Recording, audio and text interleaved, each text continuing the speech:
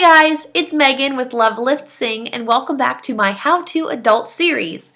Today I want to talk to you about the basis of meal planning and meal prepping and why it's important. I just want to note this is not an instructional video on how to actually write a meal plan out or how to prep your food. That's going to come later.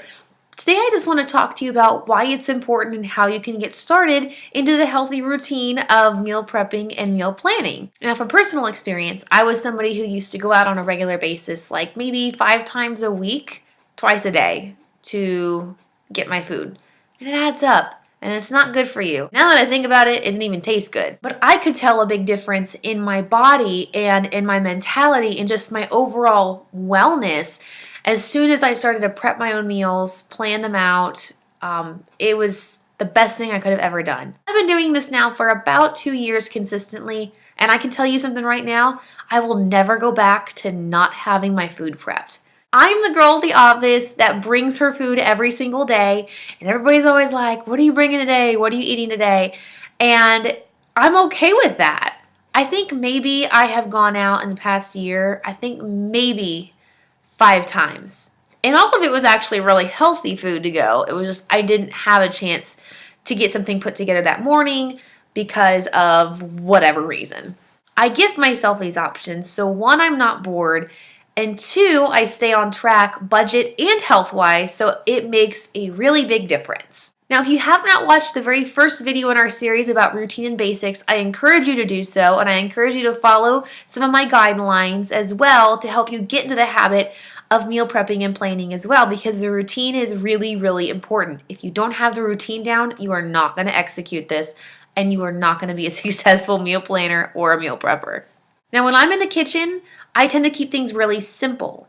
I don't like to overcomplicate recipes. I keep things to a minimum for a couple of reasons. One is I don't really want to have to get into making a recipe that requires 16 different ingredients that I have to go out and buy. But the other reason is so I can create new recipes with just basic food items and keep it interesting throughout the week, so I'm not just eating chicken, rice, and broccoli every single day. I think that the one food item that I really love to play around with a lot in the kitchen is chicken. It's so versatile. So there's a lot of different ways that I'll prep it, but mostly I will just simply season it with some salt and some pepper, maybe a little bit of olive oil. I'll either bake it, I'll saute it. I've even done a few breadcrumbed chicken breasts and sauteed them in a pan and turn that into chicken parmesan. So it's awesome. It's a really versatile thing that you can do. And you can do that with greens. You can do it with other types of protein.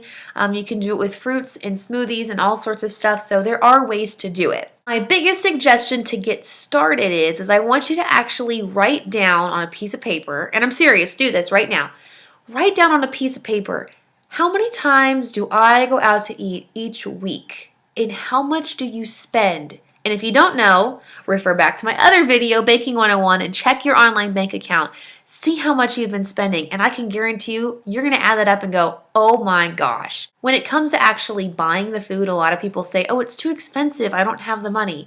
It's actually a lot cheaper than it seems, and in those later videos, I will show you exactly how you'll be able to save some money. Go ahead and write down how many times a week do you go out to eat, what kinds of foods are you eating, how much money you're spending, but most importantly, how do you feel?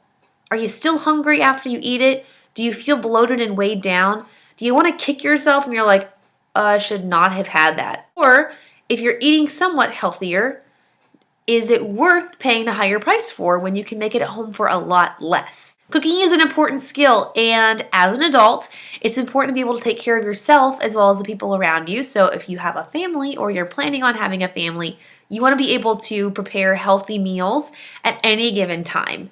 Right now, I feel like our society relies a lot on delivery and food that's quick and easy to grab. And while that's okay in some circumstances, getting into the habit of it is not always the best for your health or your bank account. The other thing I want you to write down is what kind of foods do you like? What kind of foods do you enjoy eating, and what would you like to replicate in the kitchen? From there, There are so many awesome recipes online that you can check out. I have a lot here on my website on loveliftsing.com that you can look at that are really healthy and fun to make. And there are a lot of kid-approved recipes as well if you've got babies in the house. But if this is brand new to you and you don't even know where to start, I encourage you to click the link in my blog and click the link below to sign up for my free clean eating guide that I will email to you.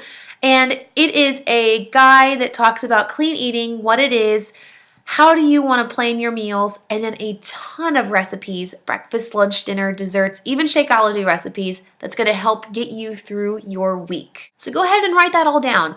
Make a list, make a plan, and I'm going to be showing you in my next couple of videos how you can actually execute those things, how you grocery shop for them, and how to prep to save the most time and money and make it super easy for you. As always, don't complicate things, keep them simple, write your own soundtrack. I'll see you soon.